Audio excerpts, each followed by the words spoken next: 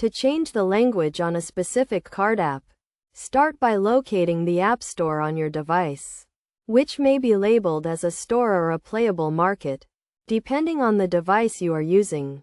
Once you have found the App Store, open it and navigate to the search section, usually found at the bottom of the screen.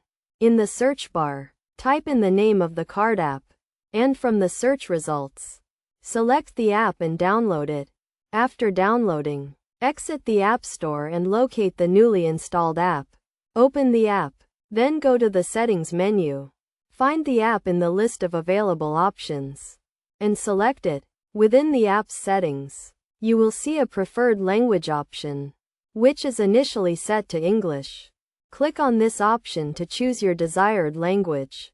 Note that you may encounter some difficulties during this process, in which case you should contact the app's support team for assistance. By following these steps, you should be able to change the language on the card app.